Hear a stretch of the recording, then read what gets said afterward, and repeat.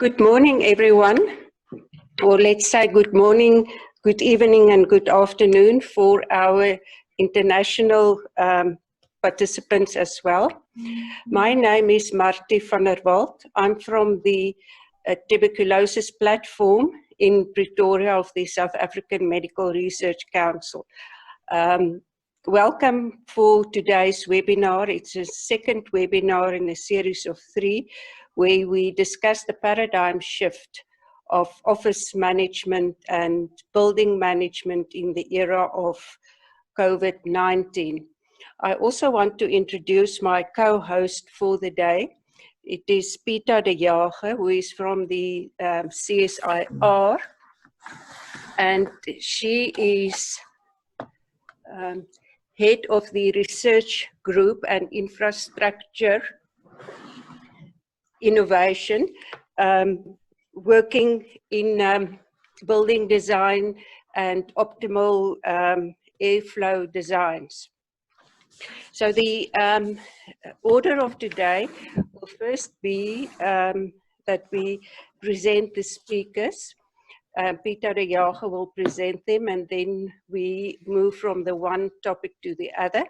And then please make use of the comments function in Zoom to send us questions or comments during the webinar, and at the end we will cover your questions and comments.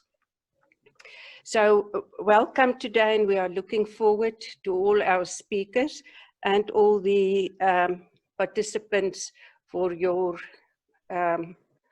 comments and interesting questions, and please share with us the lessons that you have learned. Peter, if I can give over to you. Good morning, everybody. It's wonderful to see that the participant list is got some very national representation. So welcome to everybody from across the world. We have a very packed program today, so without further ado, I'm going to introduce the first speaker of the day, is Dr. Jeremy Gibbard. Dr. Gibbard trained as an architect and is a specialist in sustainable building design. He works at the CSIR, and he's going to give a couple of case studies. Some of these are repetitions of case studies that were presented last week, but he has a different sort of spin on them. So, Jeremy, go ahead.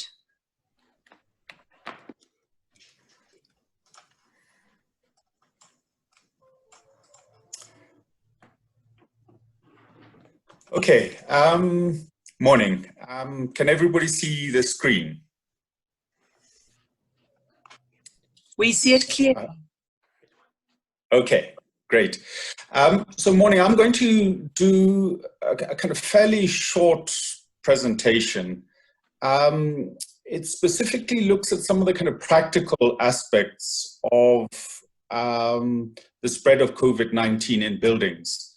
And what's interesting is it comes back down to a number of key issues to do with space, time, and ventilation. So what I'm going to do is go through 2 cases. One is an office building in Korea.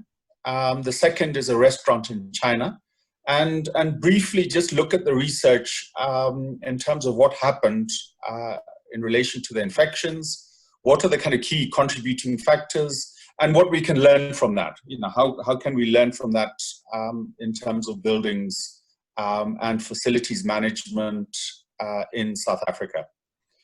So the first one is a call center in Korea, where an infected person came to a call center. The building is a 19-story building, and the call center had 811 employees. So fairly dense and not that much movement between floors in the building. What happened was, as soon as there was an outbreak, the building was closed down, but by that time, they discovered that 97 people had been infected, which, taking the call center was an infection rate of 8.5%. But if you look at the floor, this actually equates to 43.5%. So an amazing rate of infection for basically half the floor became infected from a number of infected people. And you can see the density to the top of the screen. So that's really where the infections happened, and it happened, obviously happened fairly quickly in that area. What is also interesting is that despite different users using the same lifts, etc., there appear to be very little infection rate. I mean, you hear quite interesting stories in the New York about people carrying around toothpicks to press lift buttons because they're nervous of catching COVID from a button. In this case, it looks like that, that wasn't the kind of main way the infections spread. It was really to do with physical proximity and space. So, the amount of time people spent in that area and being close, obviously, to other infected people. So a key lesson is, where you can use teleworking or flexi-time to reduce densities. And a key message is just avoiding this high density work environments. So a lot of the other issues to do with good ventilation and a physical separation of at least 2 meters between workstations seem to be the kind of important messages coming through. The second study is a restaurant in China where 3 families had a meal, and you can see that again in the screen. Table A is where the infected person is, patient O, and the other families are immediately adjacent to that table.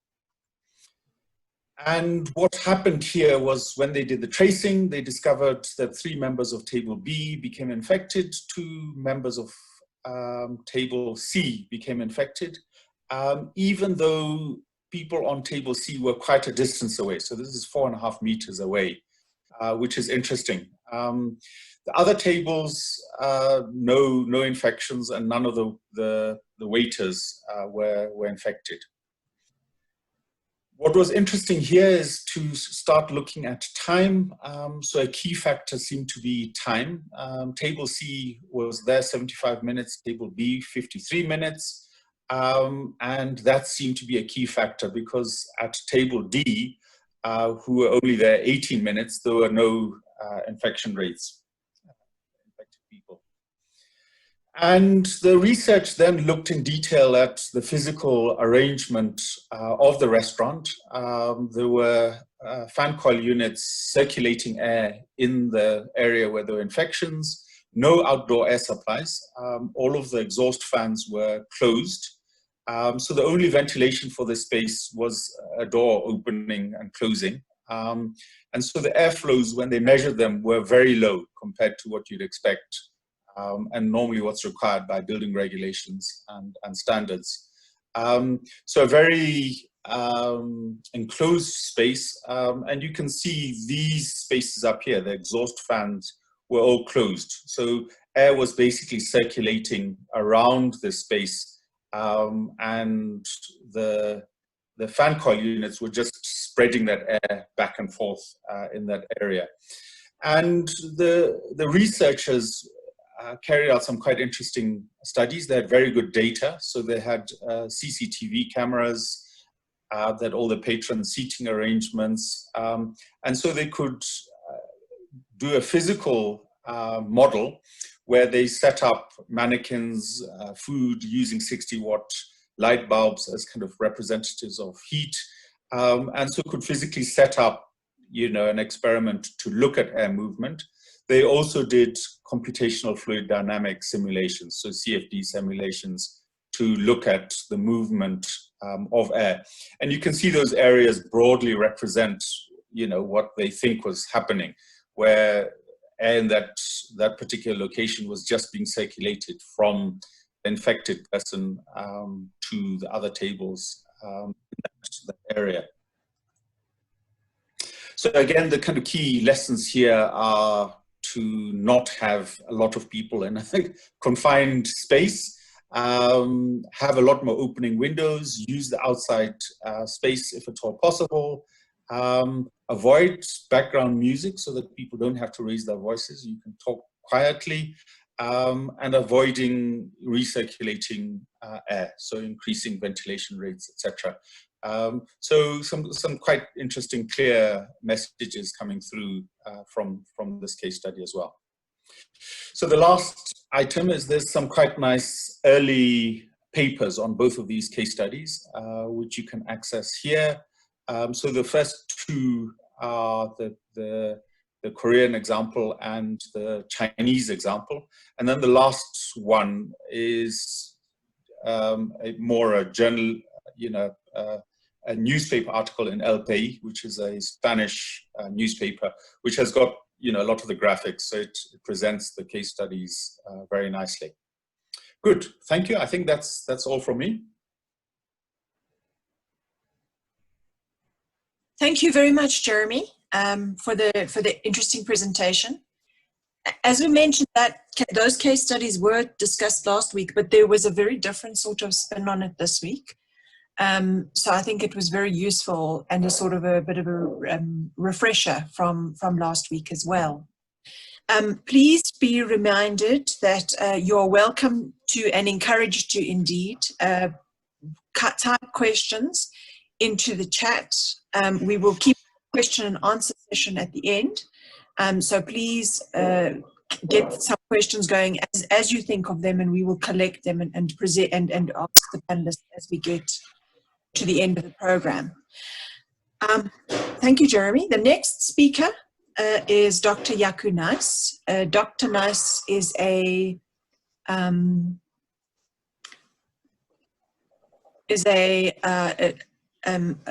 registered professional architect as well, but his research interests are microbiology, which is an extremely unusual combination of interests. So he will take us through what is essentially a paradigm shift in the way of thinking about the issues of infection in the built environment. Please go ahead, Yaku, and share your screen. And then perhaps Jeremy and Tabang and MRC, maybe you can mute your cell.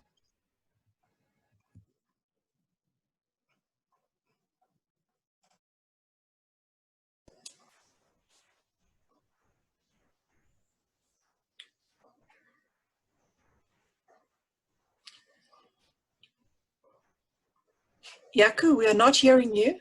Please unmute yourself.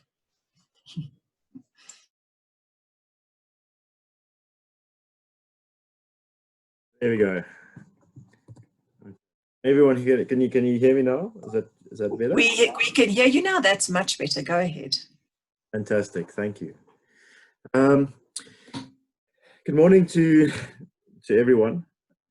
So I'd like to share something on the microbiomes of your offices and on the built environment.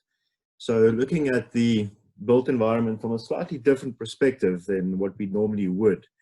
But I think it's highly relevant in the current COVID situation, is that we sort of have a different perspective and a paradigm shift the way that we understand the built environment and what truly is there, but is just unseen to us, or to the naked eye at least.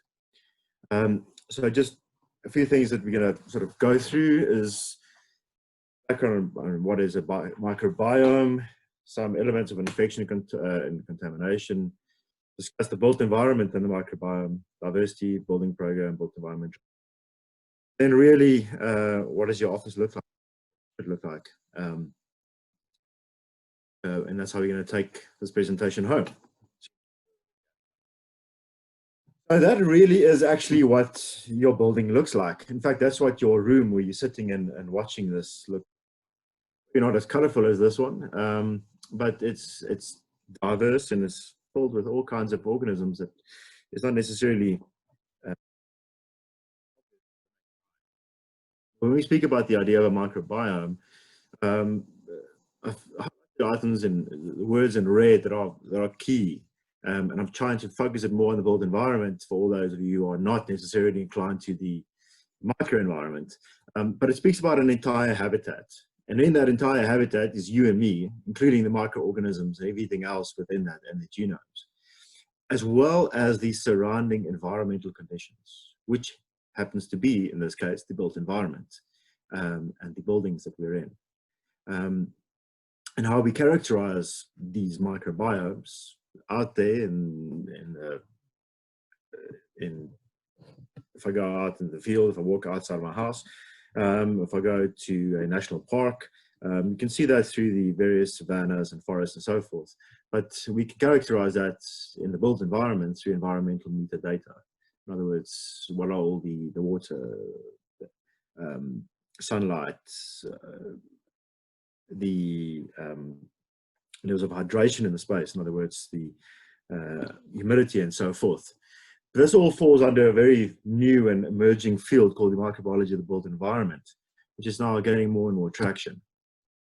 It's really looking at interdisciplinary approaches to the built environment. So just a few numbers that I'm going to throw out there to you. Firstly is that's about the amount of time that you're expected to live on this earth. And of that, 70% you are going to be indoors and 50% you are at home. And I suspect that number of 50% has, over the last 3 months, increased slightly more than my data. You'll be sleeping, and maybe that's also increased for some of us slightly bit more than what we've been used to. You can only spend about 5% outside. So really the focus is what's happening in the indoors. And that is why I suppose we're having this is what is happening inside your offices, inside your houses at the so many of you know this. I'm not going to go into the details of the coronavirus, but I mean it's there and it's real, and we've been dealing a lot with how to try and manage this and sort of prevent people from getting ill. So just the current stats as of right this morning at about 9 o'clock. This is what it looks like. We have about 11 million confirmed cases worldwide. South Africa, we've got 205,000 cases, about 3,300 deaths. So it is a real issue, and we've all experienced this through the lockdown. When a virus pretty much infiltrates and affects us, the space that we move to, and so suddenly it becomes important how I move through spaces, what I touch, similar to what Dr. Jeremy has just spoken about. I'm going to go into a bit more detail about that now. So this is not necessarily a new thing. Viruses and bacteria has been around for quite some time, and we see that through the whole concept of HAI, or healthcare acquired infection. And in developing countries, we have about 15.5 people per 100, or let's rather say 16 per 100 people who actually get HAIs. And that's probably a underestimation. And in developed world countries, it's 10 per 100. So it's very prevalent. So when something as infectious or as high transmission as COVID comes along, or SARS, or even tuberculosis, it has a very, very big impact on these. South Africa, we have a bit of a lack of inflation. There's a request from the floor that, or there's a concern from the floor that you're not quite clear. So can you just make sure you're close, making your sound quality as good as possible, as little interference and as clear as possible, please. All right, I'll try and speak, I suppose, louder into my microphone. Is that more clear, Peter? Peter, is that more clear now?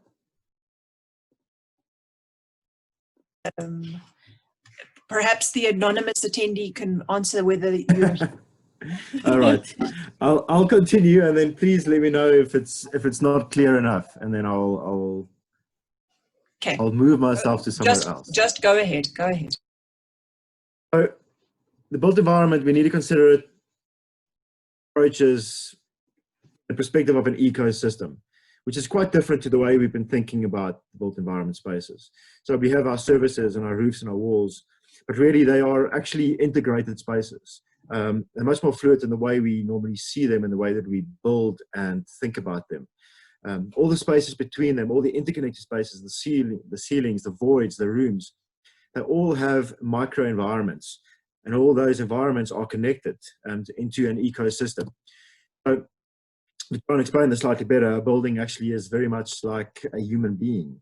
We have veins that pump our blood around from our heart. Our heart pumps the veins for the blood everywhere.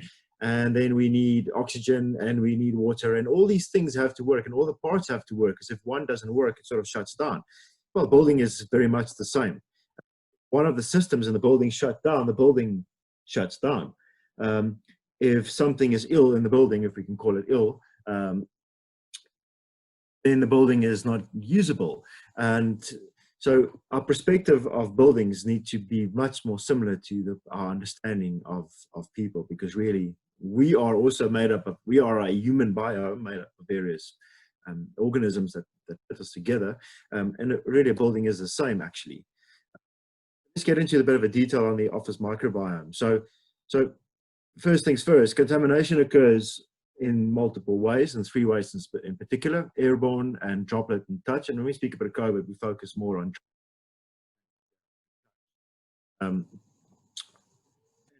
importantly, they are first by human contagion, and then secondly dependent on environmental conditions, which means we as people have a massive influence in what's hosts can acquire microbes in different ways. And there's a vertical way, which is inheriting them from our parents, or horizontally from the environment around us. And again, that's where we are. And to prevent the spread, there's 2 ways of approaching this. One is optimizing antimicrobial use. The second one is preventing the transmission of resistant organisms, which is again what we are trying to do at this point. We are also looking to try and get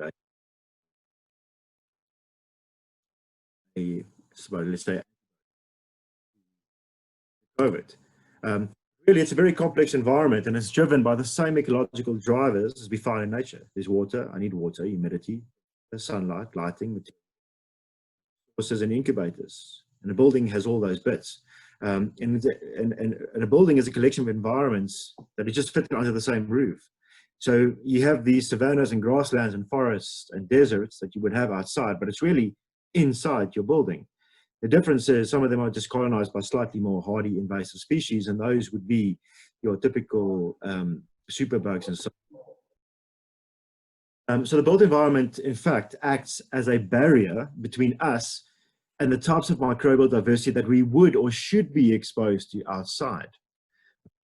Now, suddenly, let's start speaking to ventilation and the way that our buildings are open or closed, the way that we use them and the way that we design them.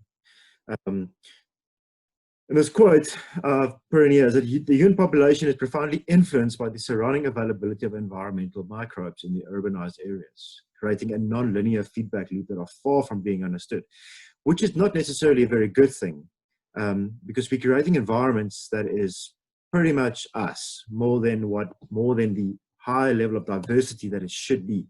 So the question is, healthy environmental microbiome determines a healthy human biome, which effectively is our health and well-being. So the balance, there needs to be a balance between the structure and the functional richness biome. And what we find is that in the built environment, when we go and analyze and we understand, we start characterizing the biome of the built environment, often we see that it's diverse, but it's not nearly as diverse as the external or the outdoor environment. So what is a healthy indoor environment? Well, that's the big question, really. Ideally, a healthy indoor microbiome is not only one that doesn't make us sick, but also it promotes our well-being, which means it's beneficial to us. Sean Gibbons at MIT actually sort of summarizes as well through a recent study they've done, and they said the microbiology that it presents is largely derived from humans, and I'll speak to that now. So we sort of stewing in our own microbial soup. So I don't necessarily like the image that I'm seeing when I think about that, but in many ways that's what the indoor built environment is in their recent study of an office biome, they actually realized, they picked up that human skin bacteria made up to 25 to 30% of the built environment surface microbial communities, which is a huge amount. And of that, the floors represented the larger and most diverse microbiota in that space. The recent hospital microbiome study that I completed, the composition of the majority of the organisms in the hospital, or at least 65%, were from human origin, and not necessarily from the outside, even though we had windows open, but we had an HVAC system running. So then we move further and we see that inhabitants leave a distinct microbial signature. In fact, some of those signatures are active or valid for up to 24 hours in a space. So if I leave my room up to 24 hours, I can still trace who was in that space. And our hands reveal some common shared IDs, but our noses are the most present or the most defined microbial ID that we have. What is critically important is occupancy rate. It speaks about us as people, because we can obviously know we are the biggest contributor to those environments. So when we speak about how we define that environment, occupancy immediately comes up. So in the microbial sampling of surfaces and air, the total OTUs, what we observed through the indicator species is that there's two clearly distinct communities. Air environment, or the air source, had the most quanta of use. So how does this affect our building program, and then therefore looking at the office? Well, when we speak about building program, they have a weak one and they have a strong one. When we have a weak one, it means that the space configuration is dependent. In other words, the way I designed it. Strong building program means that the rules and the policies that I apply onto that configuration is more apparent.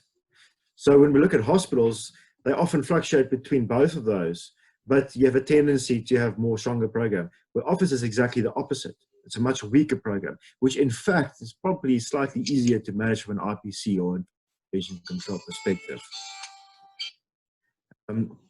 So the question is, how is your office planned, and how is your office then functionally used?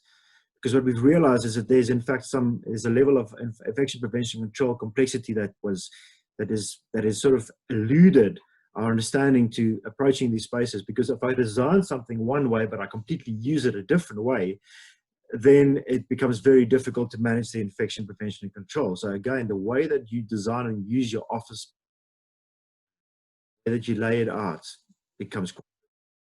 There's a couple of drivers in the built environment. So season, geography, ventilation, people occupancy, and building materials. The building materials is in particular only for high touch surfaces. Otherwise, quite a number of researchers have shown that the surfaces, or at least the environments inside the touch surfaces that are not high touch surfaces, are almost like wastelands, where microbes sort of move between being super desiccant, in other words, getting almost no water, to super hydrated and then becoming alive again. So what's important for us is then our design choices on these high touch surfaces. And again, the behavioral choices, in other ways, how often I move through that space, who moves through that space, when do they do that, what are the SOPs in that environment, who else is in there, and what are the numbers of people that are allowed. So the behavioral choices become quite critical. So now if you start layering these infection prevention and control policies and protocols, considering these factors, you might have an appropriate solution to dealing with COVID and related. So there's a very strong correlation between the change in our flow patterns and occupancy and the number of prevalent organisms in a space. And also the way that we use spaces and how we use it in different seasons. For example, when we look at winter, there's more people move together because, and there was a greater core integration in some of the spaces in one of the, so that becomes quite important. So right to that, so as a last, sort of summarizing, how do I use understanding of the microbial environment and how these organisms function and move around in our space? How would I do that practically? Well, I've got a few points here. So I've called it the important virtual but yet stay home message, because we all stay home right now, at least most of us. Consider both the air and the surfaces when you're trying to deal with infection prevention and control. in offices because they are both unique communities. Secondly, your ventilation system matters. Filters matter. And localized filters, yes, I've sort of moved slightly off the topic there, but yes, your respirator matters because we've just seen how the more people in a space, the higher the microbial numbers there, and that's also why there's a high likelihood that you might have something that someone else is going to get. Policy and implementation versus building design program is a major factor. So keep to the policies and keep to the correct ways of implementing, so that your SOPs are sorted out and it is followed in the correct way. Reduce occupancy numbers, that reduces the microbial signatures and potential contamination. Seasons affect microbiome composition, not just in their prevalence, but that also directly therefore affects your health. Planning and spatial analytics is a very good starting point. How do I lay my office out? Who sits where? Where's the ventilation system in context to where is people? What is the number of people that should or should not be there? Droplets hang around for some time, so efficacy of cleaning and materials is key. Variations in your indoor environmental conditions will cause a variation in the microbial communities, species presence and abundance. So if you like to put in really warm HVAC, if you have a HVAC in your, like to heat it up, you are changing the community. You are most likely allowing some things to grow more, which is not necessarily going to be good for you. So to change the built environment microbiome, control the rate of dispersal from different sources. That is the key. And the two sources that we've weekly looked at now is people and the environment. So if we can control how that built environment microbiome. COVID-19 specific items, current data shows that there's a potential persistence of fomites ranging from 2 hours to 5 days, depending on material. In other words, COVID on materials, on surfaces, depending on the material type, it could be there and persisting on there for 2 to 5 days, depending on the material. Lastly, relative humidity on plastic surfaces. Requirement for COVID to exist and to live. And the shortest is an aerosol form, and that in fact requires 65 high humid spaces, which again is obvious in many senses of the word, because we know that the more water and air and sunlight I give organisms and ourselves, the better we live and the better we survive. And it's exactly the same as we found here, as these researchers found at Drexel University and at Oregon University in the United States. So the question really is, what does your office look like? And I think this is just some guidance as to thinking about your office, thinking about your planning in a different way, but addressing the real issue behind it, and that's the environments that these organisms thrive in and live and survive in. A few references for anyone who's interested to go do some more reading. That's the end of the slide. Thank you so much, Jaco. I think that it's a very different sort of way of looking at the issue, and I think something to work towards in the future and to inspire us going forward. Jaco, you can put yourself on mute now. Thank you. And thank you to the participant who has started the questions and answers. Please feel free to type some questions in the Q&A or in the chat. We'll pick them up at the end. We'll have where all panelists will be able to answer these questions. So please, if you have questions, put them there and we will deal with them a little later. Our next speaker is now going to go into a very interesting aspect of looking at COVID management in the workspace. The speaker is Patrick Nkuna. He is also a researcher at the CSIR. He's in the Advanced Functional Materials unit in the Chemicals cluster, and he's going to talk to us about chemical disinfection. At the next webinar, which will be on Friday, we will talk about non-chemical disinfection processes, such as the use of ultraviolet germicidal irradiation, ozone, and so forth. But for today, we will look at chemical means of controlling transmission. So with no further ado, please go ahead, Patrick. Hello, everyone. Hello? We hear you loud and clear. Go ahead. Oh, Go sorry. ahead. Sorry. Okay, so my name is Tsapo Petronguna, and I am with the AFM group with the CSIR Chemicals Cluster. I am a researcher, and my focus is on making and designing and developing therapeutics for infectious diseases like malaria and TB. And I've been asked to do this presentation on the management of workspaces to curb the infection of the COVID-19. So the golden standard still remains to be, sorry, my slide can't move.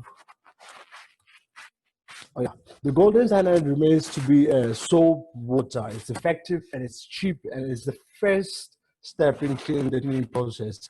The removal of the virus it requires both the cleaning followed by disinfection, which I will talk more on, and also provide you with the list of approved disinfectants by the WHO regulations. And then cleaning schedules and procedures must be planned so that progress from the least soiled to the most soiled areas. So basically, a systematic kind of cleaning should be put in place. When you clean walls, you should start from the top going down so that the debris, if there anything on the walls where they just fall down. And then do not use compressed air, because by doing so, you might be, if the virus is on the floor, you might make it airborne, even though the virus itself is not airborne, but you might put it in the air and someone can breathe it in.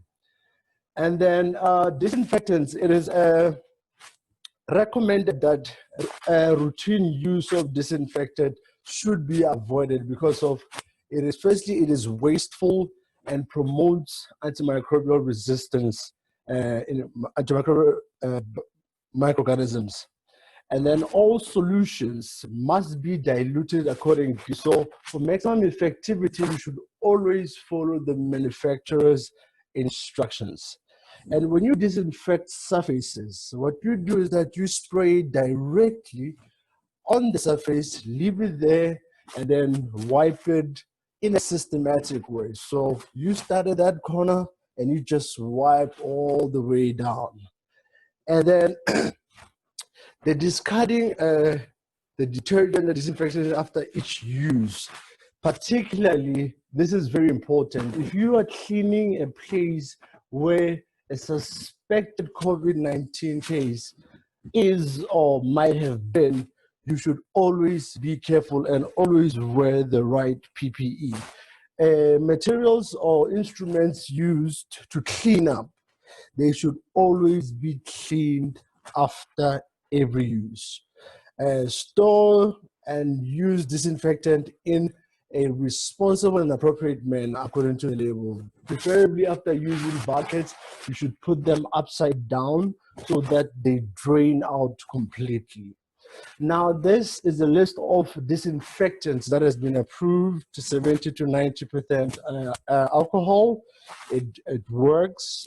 Chlorine, which you know it as bleach or jig, and there are the concentrations ranging from general environments to larger spaces, or bodily fluid spillages like your vomit and blood. Hydrogen peroxide also works. And then when cleaning places whereby a suspected COVID-19, for inactivating the virus, it is presumed that it needs at least 1 minute contact. All of these above mentioned disinfectants. And then for electronics, your laptop, cell phones, in the case of, let's say, your laptop, your equipment with computers, For your keyboards, consider maybe putting a rubber or plastic transparent cover, a wipeable one, or follow the manufacturer's instructions. If no guidance, just use a damp, or a wipe, alcohol-based damp wipes, and then just wipe it all off. And then there are two types of cleaning of surfaces: minimally ones and highly touched surfaces. For minimally touched surfaces, just the wiping with damp mops, and then the frequency is not as much. But for highly touched surfaces, those areas should be cleaned on a daily routine, or even just twice between shifts and all that. Places like your toilets, your kitchens, those ones should be cleaned routinely. And then if a suspected case is or is identified, deep cleaning by wiping has been successful for COVID, and it is recommended for health settings or non-health settings. It is easier compared to fogging, because of fogging needs trained personnel, and then wiping it does not. Provided also rules and regulations should be followed, and proper PPE should always be worn. Now, in the case of a suspected case, these are the steps of what to do exactly after the situation. So you open all the doors, the windows, use ventilators first so that there's more air circulation. And then the minimum waiting period should be at least 24 hours, but you can push it to up to 3 days and everything. You can push it. You clean and disinfect all laboratory-based areas whereby the suspected case might have been. Wipe and wash at least twice a day, and then avoid contamination with the suspected cases, individuals, items, and then vomit, blood, and other spillages should be flooded with bleach, and the waiting period is at least 30 minutes before cleaning. And then all the equipment that the suspected case might have touched, you always clean, wash with the recommended disinfectants. Now, the PPE and disinfection, there's disposable gloves, utility gloves. These are common PPE that we normally use. All cleaners, scientists, we know we've got designated PPEs. So you should always wear a respiratory mask, and then you use washable clothing, should be always laundered afterwards. And then PPE should be removed carefully after cleaning to avoid contamination. And then this is a list of PPE for deep cleaning, which is a full length overall, head covering, plastic apron, goggles, PVC gloves and boots, and a suitable respirator. Always wear appropriate PPE for task at hand. Now, after use of, after cleaning or disinfecting, the PPE, if it's disposable gloves, you just throw them away. But if are those heavy-duty gloves, you decontaminate with bleach, and then always wash hands with soap, no less than 20 seconds. And then hand sanitizer, always use hand sanitizer, at least 70% alcohol. And then, yeah, when exactly do I need to wash hands? Most certainly after blowing your nose, coughing, or even sneezing. And then we all know that when you sneeze, you just don't sneeze out in the public. You always cover your sneeze. You always cover your cough. And then after using the toilet, before and after eating or preparing food, after contact with animals, before and providing routine care for another person. This incident would, an example would be a child. If you have a baby in the house, after handling dirty laundry, before and after removing PPE, when changing gloves. And then if you work in a healthy setting, obviously, when you're treating patients with suspected or confirmed cases, you always wash your hands. And always after, when you pick your nose and everything, you always wash your hands.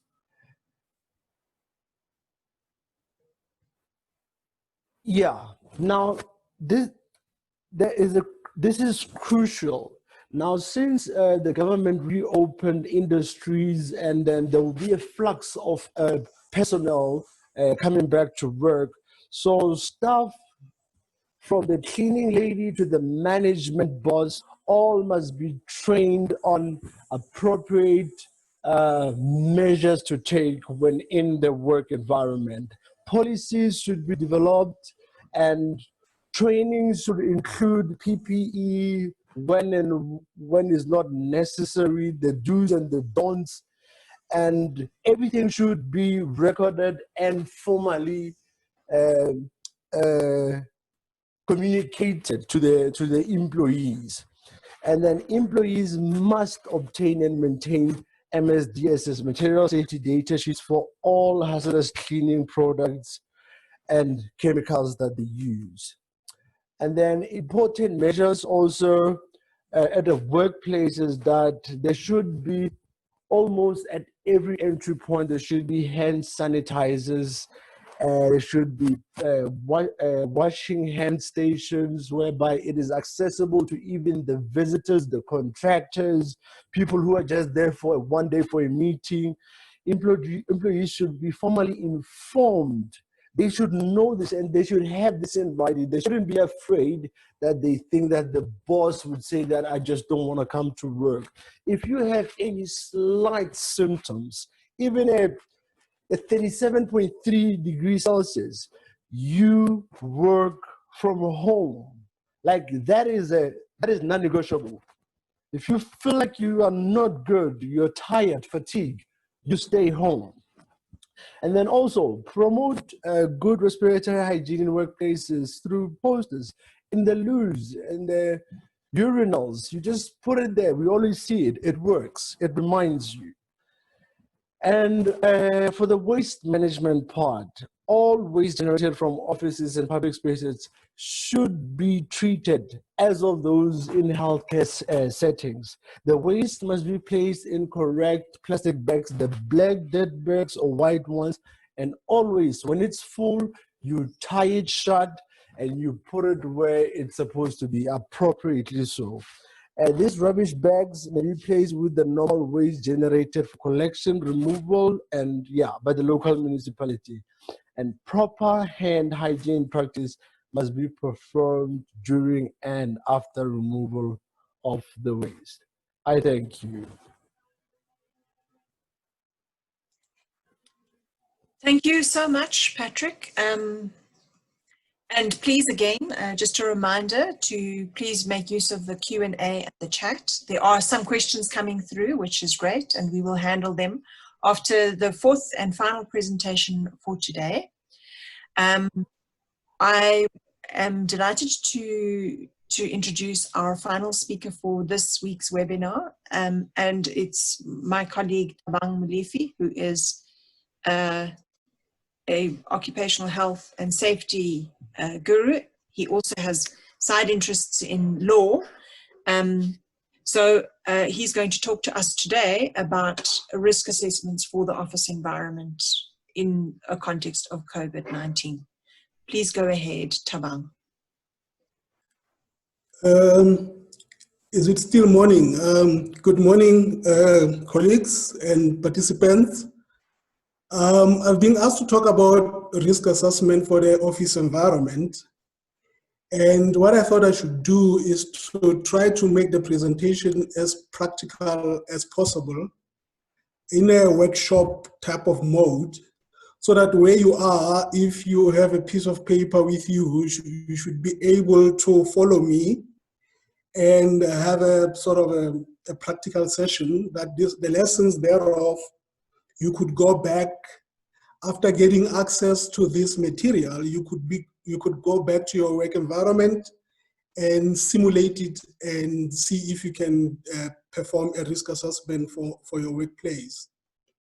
The outline of my presentation, I would start to look at what the law says and a little bit about the technical guidelines that we have that are relevant for our topic. And obviously we would need to get a sense of the terms and terminologies that we use, that we would use in the risk assessment methodology, and how we would actually implement that methodology in a practical step-by-step manner.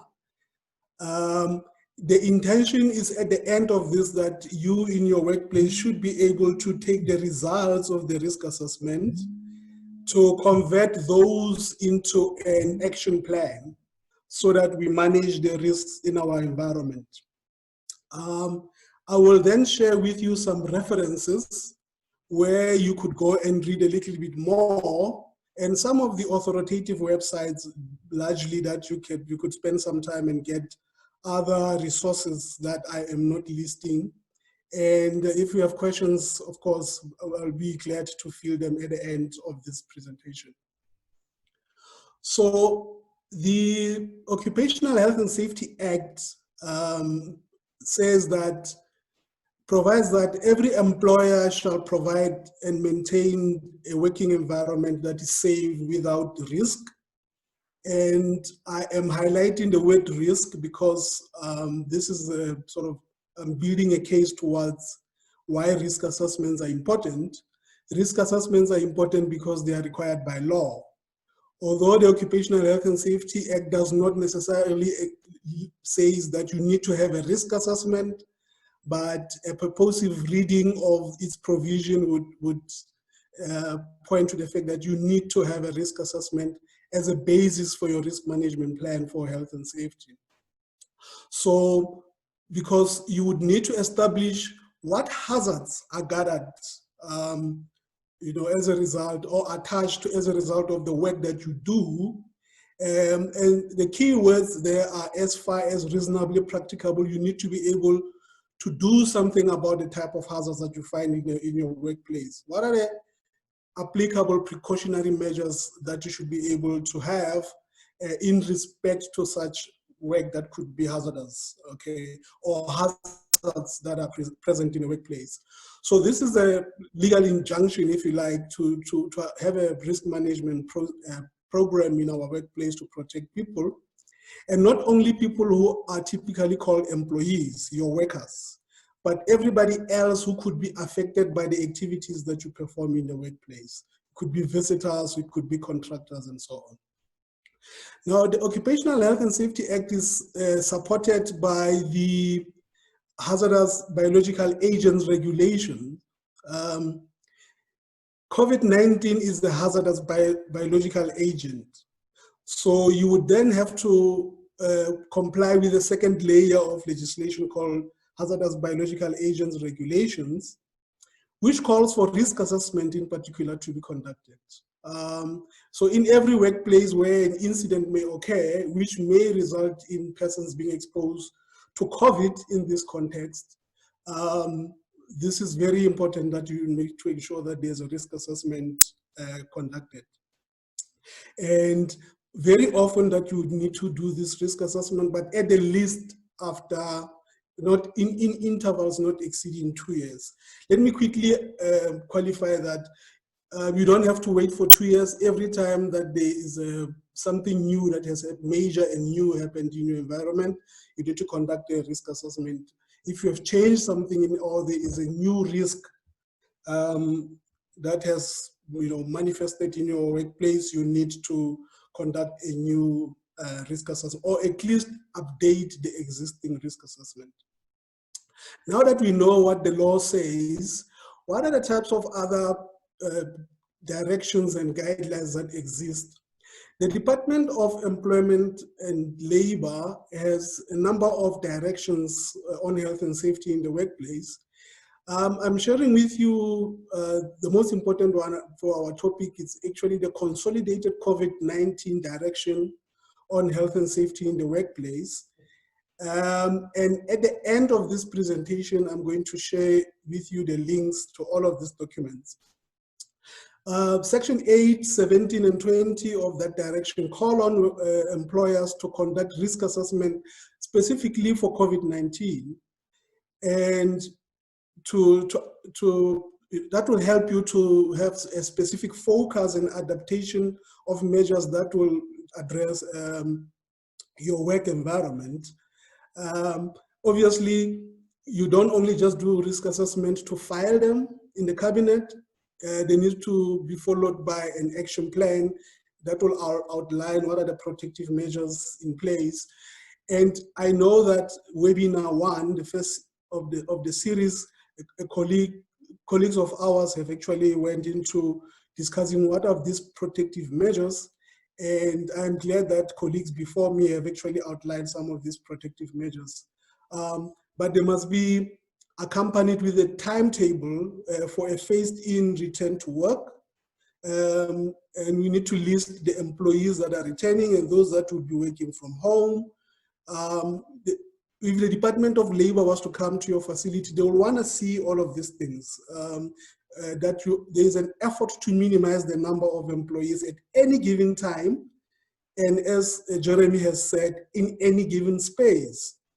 And that in your plan, you have made a space to identify vulnerable employees, and you may not have, in-house occupational health and safety programs, but you need to ensure that somehow, even if it's outsourced, there's a strong component of employee wellness where vulnerable employees must be known, and in your risk planning, you should be able to have an accommodation for them, taking into consideration the important issues of medical confidentiality and so on. And that is a direction from the Department of Labor, Employment and Labor. So the inspectors would come to your facility and they would want to see your risk assessment. They would want to see to what extent are you complying with the provisions of the direction. But you are not on your own, because if you don't know how to do a risk assessment, you are guided. They are specialized. There's a specialized health risk assessment for workplaces guideline. Again, you're going to get the link thereof. And that guideline really would help you to assess the potential risk of to COVID in your workplace, as well as the type of considerations in the selection of control measures. It's really sort of the minimum requirements that you should be able to use or follow in developing your risk management plans. So let's go into it. Before we start, let us just get a grip of some of the terminologies that are important and that we use sort of day-to-day basis, but the one is a hazard. Hazard is a source of harm. I'm giving you an example there that is non-COVID related so that we stretch our minds. And the word risk, what is risk? Risk is actually a factual estimate of the probability that an event will occur and the consequences of the event. So if you hold on only in that sentence to the word probability and consequence, all right, you would see why I'm saying that we should be able to remember these two terms. So risk assessment, if you do a risk assessment, what would you be doing? Risk assessment is a process of identifying hazards and risk factors that have the potential to cause harm and evaluating these risks associated with those specific hazards with the aim of having control measures, right? So how do we do that? How do we do this risk assessment?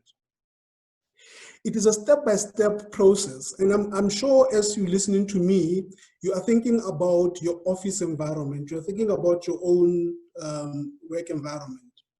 So what we would need to do is, as step one, is to do a baseline risk assessment that will enable us to have a preliminary risk rating, right? And step 2 is to say, what are the implemented controls currently in my workplace, or what are the recommended controls, right? So you've been listening to colleagues in this webinar series, and you've been getting quite a lot of information from reputable sources since the outbreak of COVID. And so you know what are the type of controls that you need to put in place. So you need to assess those controls. You not just say, these are the controls. You need to ask yourself, you know, are these controls doing what they're supposed to be doing? And after you do that, then you need to determine what we call the residual risk. And the residual risk is that which will give you the final risk rating for your work environment, okay?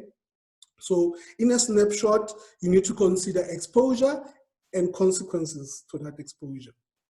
So in the next slide, I'm going to be showing you tables that will enable us to have an estimate of the probable extent of exposure, right? And that will enable us to, you know, estimate the degree of harm, specific hazards in our workspaces are able to cause. So the first, remember I said you need to think about probability and consequences. So how do you rate probability or likelihood, if you like? You would see that in this table, it is rated in 5 levels, from rare to almost certain.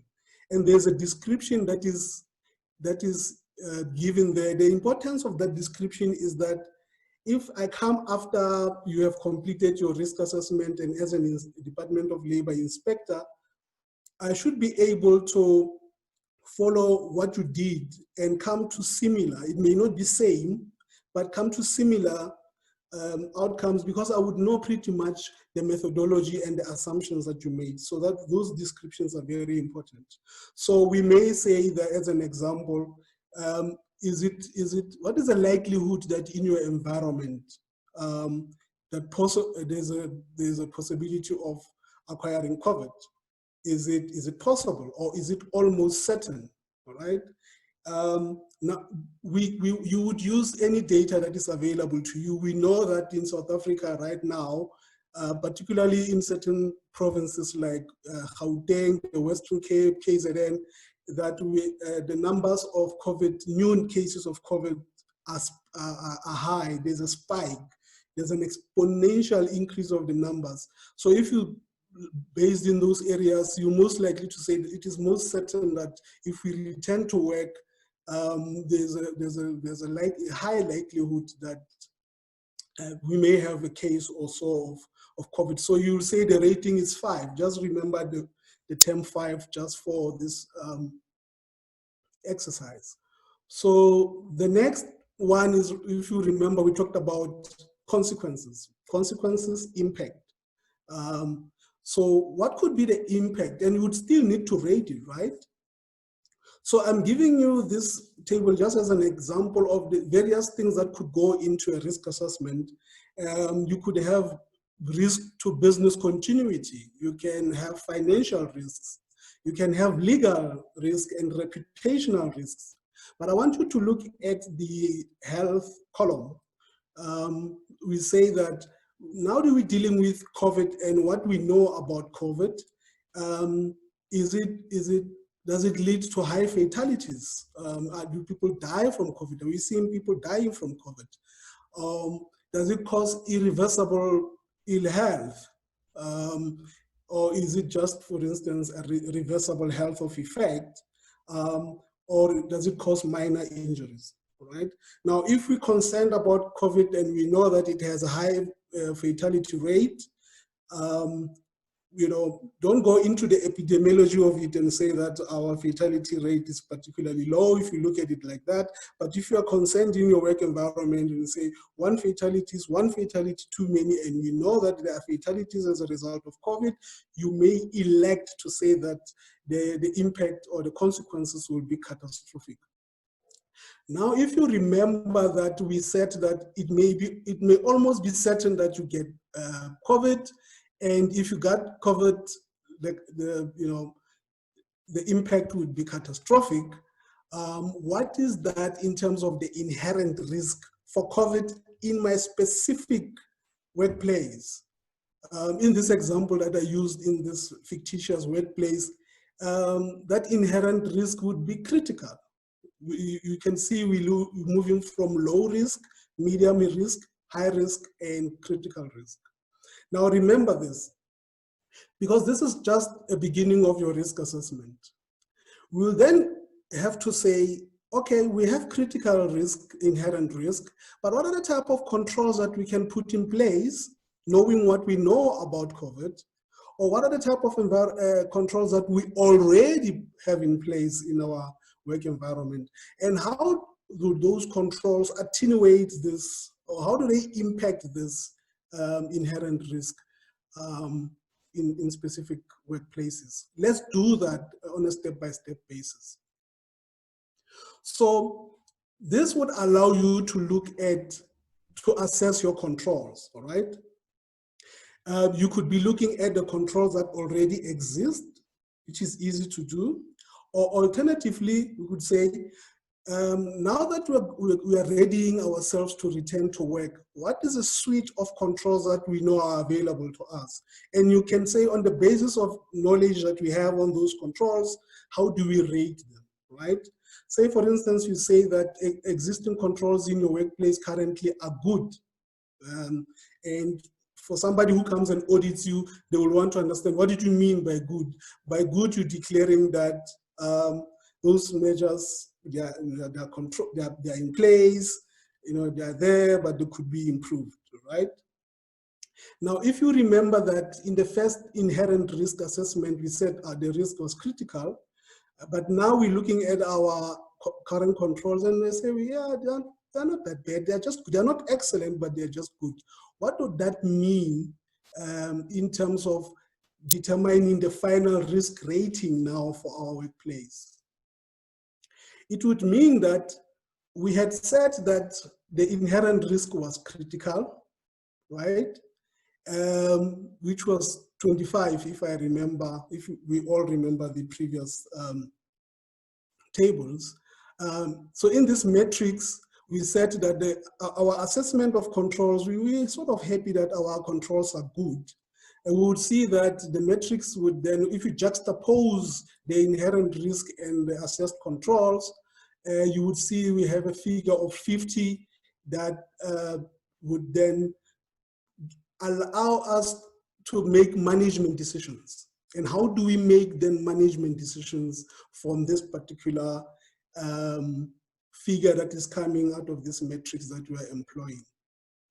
That would mean that 50 falls as a residual risk, it falls within what the category or the range of high, between 40 and 64, right?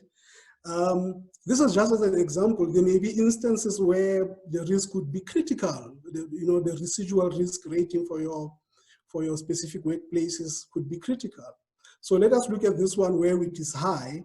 The acceptance criteria that we would have determined together collectively as an organization would be unacceptable.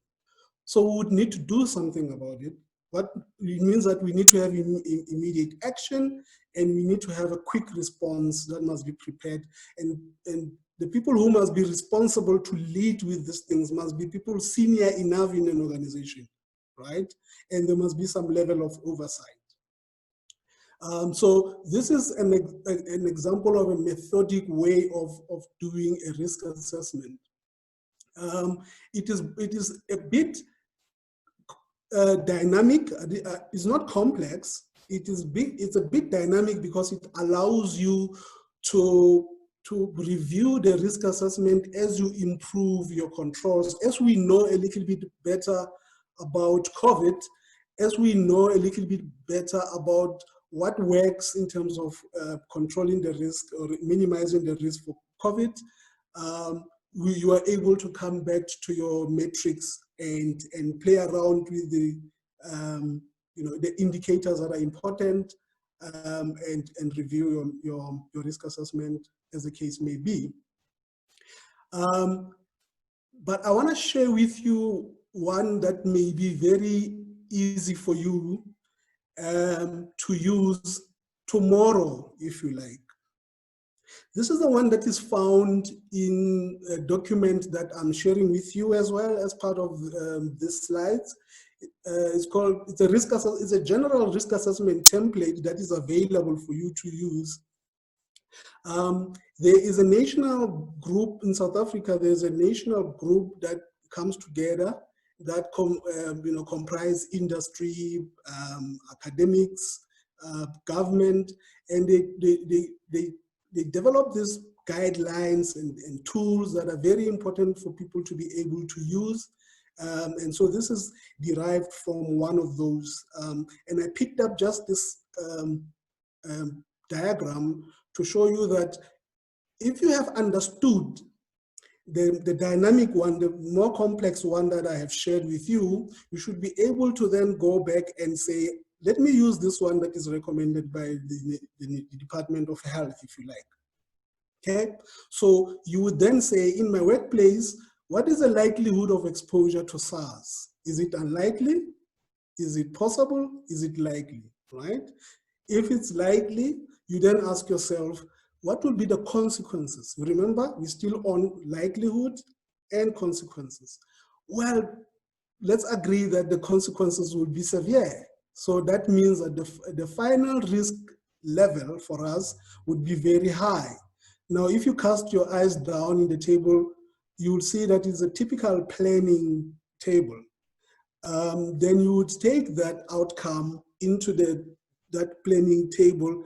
You would then have to fill the table in terms of what are the types of things that needs to happen, especially the existing controls, whether you are happy that you can proceed with those controls, and if there's any additional controls that you would recommend, and the due dates for these actions and responsible people. If you look at column 1 of this particular example, it is listing, you can list hazards. And the way of listing hazards, if we're just to look at COVID, you may list sources of hazards. Remember we said a hazard is a source of harm. So you could say, what are the sources of harm? Or what could be the sources of where I can acquire? Is it activities, for instance, or is it people? If I come into contact with people, how can I come into contact with people? What are the type of activities that I'll be undertaking in my workplace that present a specific harm? What are the type of articles or machinery that I'll be using, right? So if you are using printers, for instance, common printers, if you are using, if there's documents that you could be touching, a document that needs to be approved by various people, that it has an approval route, and that people are touching a paper document, you need to be thinking about that. What are the spaces that I could go into that? I mean, I could be in contact with people that are potentially infectious. Do I have canteens, for instance? Do I have, in fact, get rid of canteens if you can, or people, if you have to have canteens, people must have, say, pre-packed food and have cashless systems of paying, QR codes and so on. So you can have a list of activities, a list of spaces, or a list of equipment that may create a problem for you, who may be at risk, and so on. What could be the route of exposure? We know a colleague now has just talked very extensively about various other routes of exposure. We know the health effects, and we can be able to feel this as a management plan for yourselves in your facility. And I wanted to do this rapidly as possible, but as slow as possible as well, so that you should be able to gather a team together with, I mean, if you are an expert, you are an expert in your area of work, and you should be competent to do a risk assessment for yourself. It saves time and it saves cost. If you lack confidence, which I hope you wouldn't, because the intention is for you to get enough confidence to be able to do this on your own. you may call an external person, not to come and redo the whole thing, but to come and sort of check you where check your assumptions and perhaps help you modify your assumptions there and there. And still, it will still save you time and cost. These are the references that I have used. The Department of Labor website and government websites list quite extensively the type of acts and regulations that are important and the necessary directives. But besides that hard law, there are guideline documents, particularly that have been put together by the National Institute of Occupational Health in their website. So besides the two resources from the National Institute of Occupational Health that I have listed here, if you go into that website, there's a range of guidelines and tools on a number of important topics that are important in our management of COVID pandemic. Colleagues, I want to stop here so that I allow time for question and answers. Probably they may be direct issues that you may want me to talk to. This is the end. Thank you very much. Thank you very much. So we've come to the time in the program where we can answer some questions, and we've got several on the table. The first question is a frequently asked question, which is, are the webinar recordings going to be made available to participants? And the answer, and correct me, MRC, if I'm incorrect here, but my understanding is that if you have registered for this webinar, then you will be sent a link as soon as it becomes available. Yes, thank you, Peter. That is correct. The MRC on the MRC website, the webinars will also be posted, but in addition to participants receiving the webinar links. Okay, excellent. Then the next question, I think we have a series of questions. I'm going to ask, I'll ask them sort of in clusters. I think many of them are actually directed to Tsepo.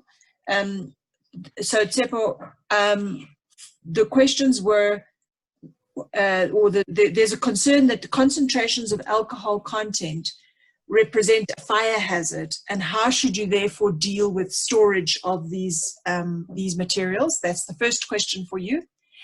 And then the second question is, how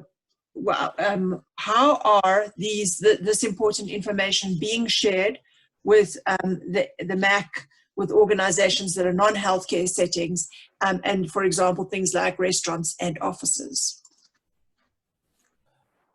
Thank you, Peter. And I did see the questions, and the one regarding I will come back to the safety of sanitizers, ethanol.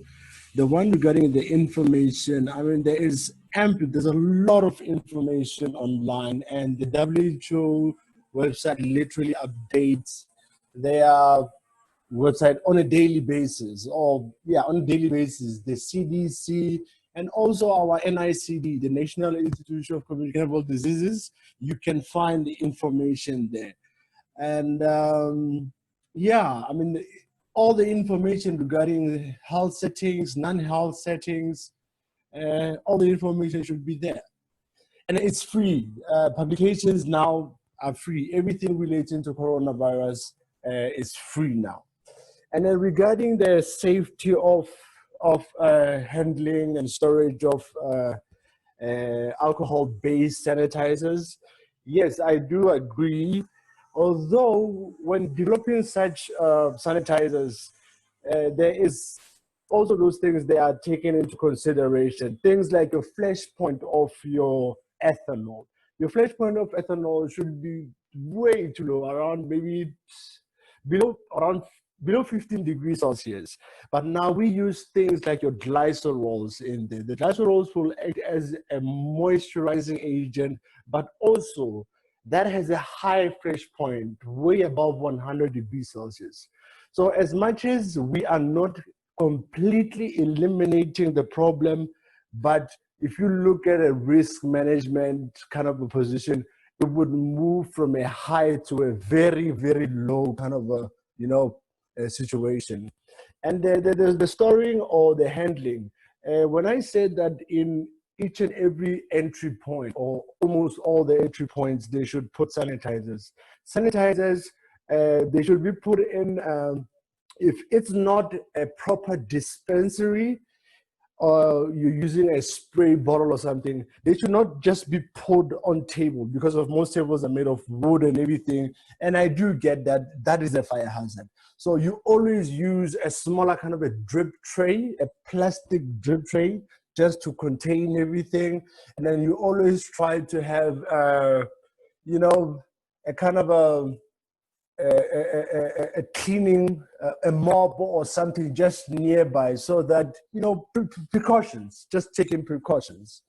And then, yeah, I think, I'm not sure if you are satisfied with that answer. Okay, just one other thing to be aware of is that in the case of where you are storing large quantities in excess of 40 liters of alcohol-based chemicals, you have to store it in a flammables cabinet by law. Oh, yes, yeah. Okay, but yes, I think that's a good answer. So there's a couple of things popping up in the chat. Apparently, the Department of Environmental Affairs also has a guideline on waste, double bagged 3 to 5 days before disposal. And I think that although you've said that you can sort of just use general waste, Seppo, I think that it is helpful. I think it's appropriate under COVID conditions to do bagging, even for sort of general waste. Yes, I think the first statement when it came to waste management, I said that all type of waste in office and public spaces should be or handled as in waste would be handled in a healthy health setting, or a hospital or a clinic. So basically, you just follow precautions when you throw. You always have, normally in our offices, we never have plastics in these small bins, but I think now, we should start having these as smaller plastics, whereby the ladies or the people who help us clean the office don't get exposed, because of what they have to do. They just have to take the whole bin and just chuck everything into their big plastic bag that they are moving around with, collecting dirt. But in this case, it's recommended that they use the smaller black rubbish bags, but that can fit these small office bins, so that when they come, they just wrap everything up and just tie it up and just throw it away. I think we'll take 2 last questions, and then we'll take 2 last questions, and then I think we'll hand back to the MRC to close for the day. So the question is there data on compliance to the risk assessment, waste management in South Africa with COVID-19, especially in small business sectors? And I think that is a question Thabang would be best placed to answer.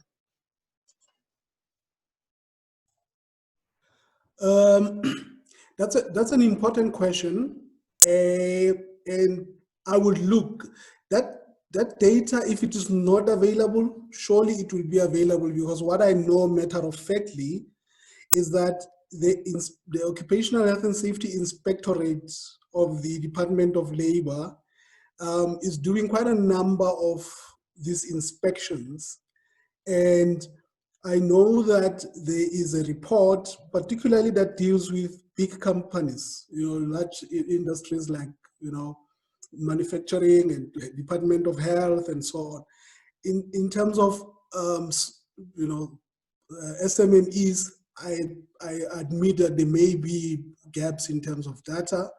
If I don't know, I will go and find out, and it will probably be shared as part of the material for this webinar.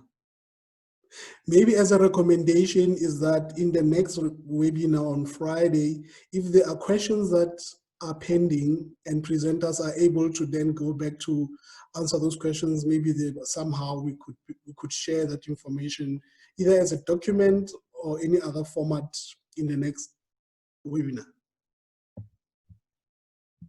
Thank you.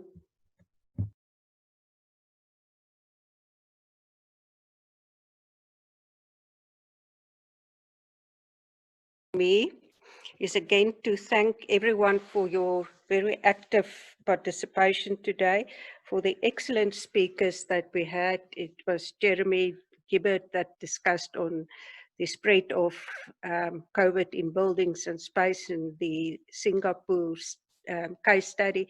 Yakuna is on the office microbiome, Chepu, Kuna on chemical disinfection, and then Tabang Molefe on a risk assessment. I also want to thank my co-host, Peter de Jager, for introducing the speakers and handling the questions. And we will definitely, for the next webinar, if there are some questions standing over, we will definitely incorporate this, try to incorporate it into the questions and answer section of the next webinar. So everyone is invited to attend the last and the third webinar in our series of the paradigm shift in facilities management this coming Friday, again at 11 o'clock. And Friday we will again listen to non-chemical disinfection in terms of portable air filtration and UVGI. We will also discuss on travel between the office and the home. Many of our concerns around that. We have now safeguarded the office, but what's the risk for taking COVID or any other infectious disease back to the home? And then we'll also have a case study from MRC by Mr. Mark Williams.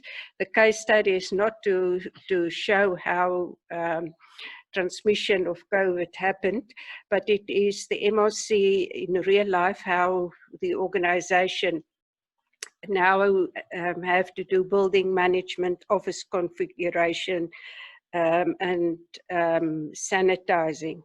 So that's all from me. Thank you very much for everyone's participation, and we are looking forward to have many of you next week, this week, Friday.